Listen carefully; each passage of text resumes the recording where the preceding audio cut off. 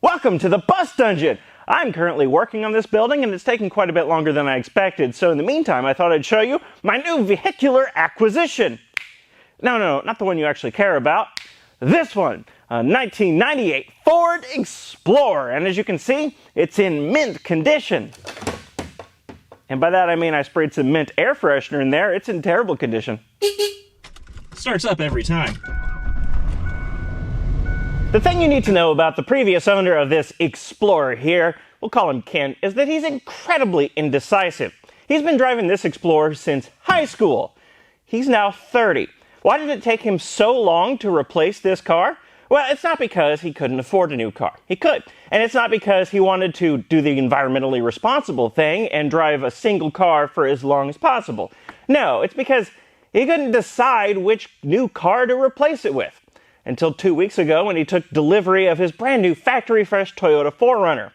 But by that point, this car had been driven into the ground, so he just gave it to me. For the past, 5 years or so, Ken continually thought, well, I'm going to get a new car soon, so I'm not going to put any money into this Explorer unless it's absolutely necessary.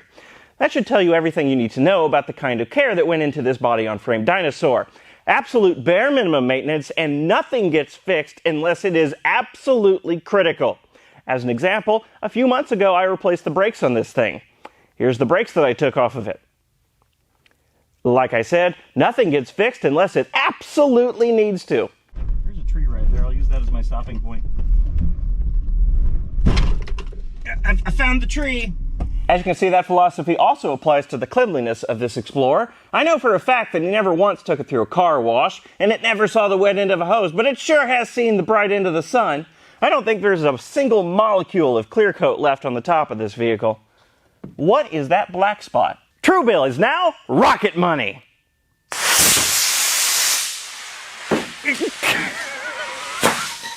Jesus. Rocket Money is the Truebill you know and love, now with a fresh new look and feel and a new name. It's a personal finance empowerment tool that helps you save money, lower your bills, cancel subscriptions, and much more. Rocket Money connects to your bank accounts and analyzes your spending for you, so you can do things like see what monthly subscriptions you have and even cancel unwanted subscriptions right from within the app. Rocket Money can help lower your bills. Just today I got an email from Rocket Money saying they can help lower my Charter Spectrum bill, and all I have to do is take a picture of my bill and it'll do the rest for me. Use it to easily set up budgets. You can use it to monitor your spending by category, and it'll send you a friendly notification when you're about to or have exceeded your limit for the month. To try it for free and unlock more features with premium, head to rocketmoney.com/agingwheels or click the link in the description below this video.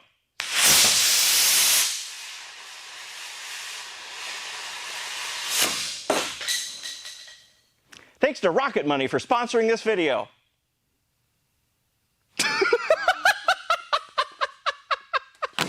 Got plenty of rust too. The most obvious is right here in the fenders. It's the same on the other side. There's also some on the rockers, the doors, the tailgate, the bumper. And I haven't even looked at the undercarriage yet, but I guarantee I know what I'm going to find under there.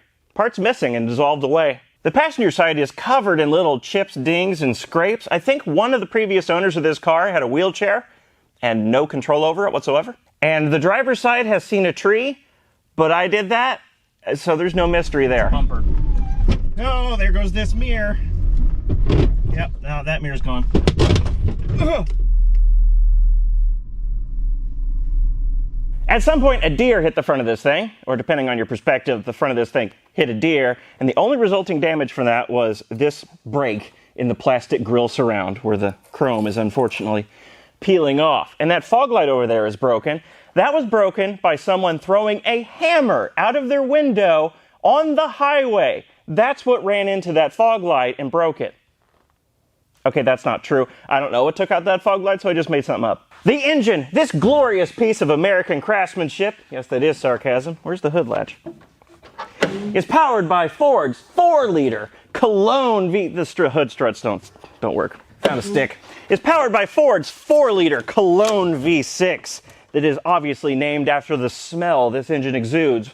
Not from the town in Germany. When this engine was new, it put out a whopping, I'm not going to sit under that, 160 horsepower from a 4-liter V6. I know it doesn't make 160 horsepower now because it has 250,000 miles on it and the timing chain's loose, but at one point it made 160 horsepower. Although, it does still run, so it has that going for it. I would praise this engine for its surprising reliability, and it has been surprisingly reliable, but I don't want a lethargic turd like this to be reliable. That's just longer I'm stuck with it. Speaking of reliability, the transmission has been rebuilt once, but it still skips or slips or jumps or something, I can't remember. The fuel pump has been replaced 3 times because it keeps going out. The engine has not had any major service done to it as far as I'm aware, and it still runs just fine. Like I said, surprisingly reliable, although the timing chain is loose. The part-time 4-wheel drive system works just fine, and annoyingly, most of the electricals also work just fine. The car, surprisingly, aside from all this, is holding up incredibly well for... How many miles are on it? Oh, 255,607. As far as convenience features, the only things that don't work are the air conditioning and the rear wiper. And that's it, as far as I'm aware. Yes, it has third-degree burns and cancer all over it, but as far as functional things go, that's pretty much it. Unfortunately, it has recently started coming down with a few episodes of won't start for no apparent reason itis, so maybe this isn't a good only car for someone anymore, but as a second car, it will work most of the time. There's a rock down there. Can I make it over that rock? We'll find out shortly. Yeah, this is no problem. There we go. Let's talk about the interior. It's gross. There's the center console, which looks like the proving ground for 3M's packaging tape division. There's the cruise control buttons on the steering wheel, which are missing something. Can't quite put my finger on what it is, but that's not why I say the interior is gross. I say it's gross because look at it. The design of it, the material choices of this crap. It's all very late 90s American car interior, which is to say, it's awful, I hate it, and I'm so glad we've moved on from this garbage. There's a voice memo thing up here so you can record if you need groceries or something. Let's see if there's anything on it.